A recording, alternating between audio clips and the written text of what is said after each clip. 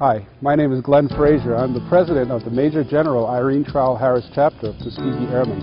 You know, the Airmen are a proud organization with lots of incredible men who have done some great things. These great men are leaving a lasting legacy for our young men and women. We'd like you to share some of their experiences.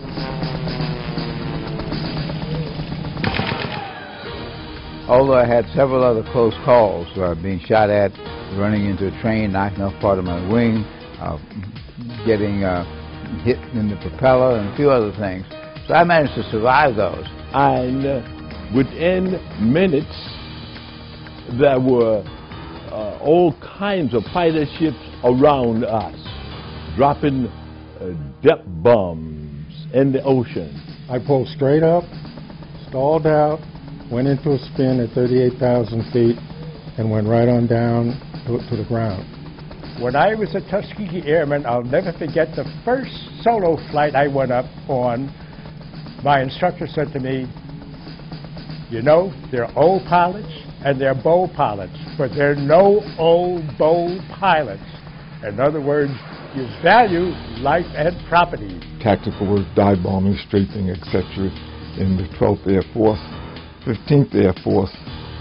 The main job was to take care of the bombers. I participated in the Tuskegee experiment. That's how they referred to the whole flying program at Tuskegee. The reason being that they didn't expect it to succeed, first of all. Secondly, they didn't expect it to succeed because blacks weren't capable of dealing with intricate machinery and equipment and have the intelligence to acquire the knowledge and physical skills necessary to fly aircraft, not just fighter aircraft, any aircraft.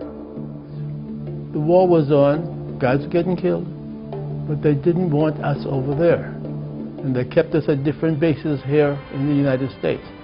But they didn't realize that keeping us here gave us more training. We weren't fooling around. We were going up in the air and dogfighting with Navy pilots. So we were training them and they were training us. So when we were ordered overseas, sure, we knew what to do.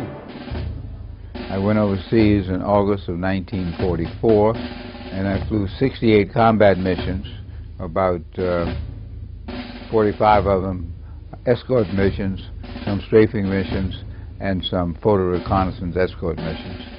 I shot down 2 planes. I'm credited as being the first in the 50th Air Force to shoot down a Me-262 jet, which I did in Berlin on March 24th, 1945.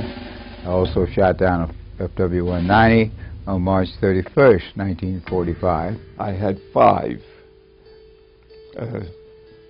I got one, the first one, and a month later I got a second one, which I did not declare.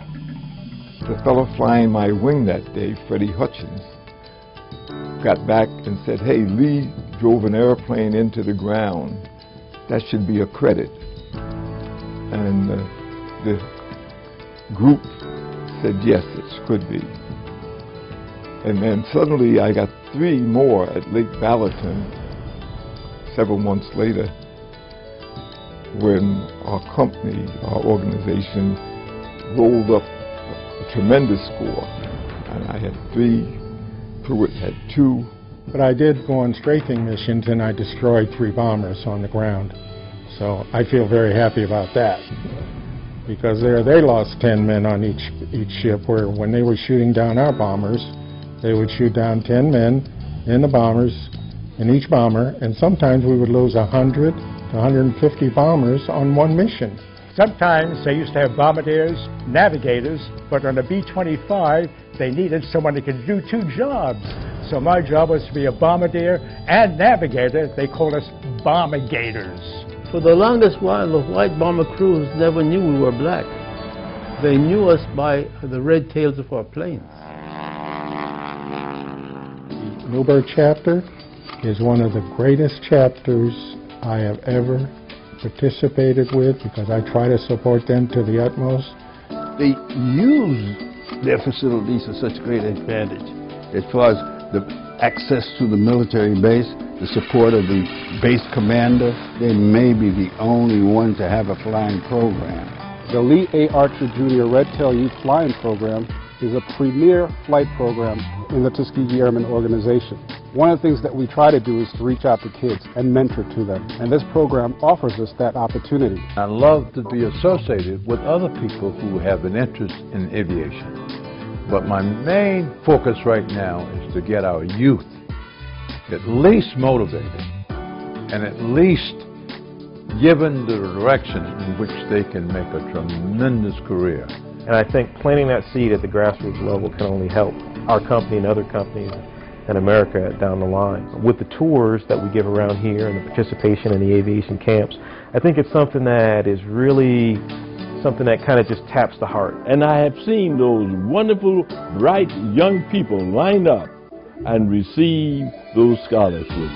We congratulate you.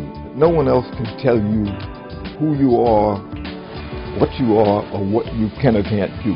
You should know that there's no barriers they can't overcome. Dreams do not get fulfilled by just thinking about them. Dreams get fulfilled by doing something. My name is Karen Van Houten. I'm the Executive Director of the Community Foundation of Orange and Sullivan, and we are delighted to be the repository for the Hudson Valley Tuskegee Airmen Endowment Fund. We are trying to raise $250,000 for our tuition assistance program. We want to share this opportunity with you to help us with our endowment fund. This program will allow us to award 10 scholarships annually to students from the Hudson Valley. You know, the Tuskegee Airmen are leaving a lasting legacy that all of you can share. And we hope that you will open up your arms and support our young men and women from the Hudson Valley.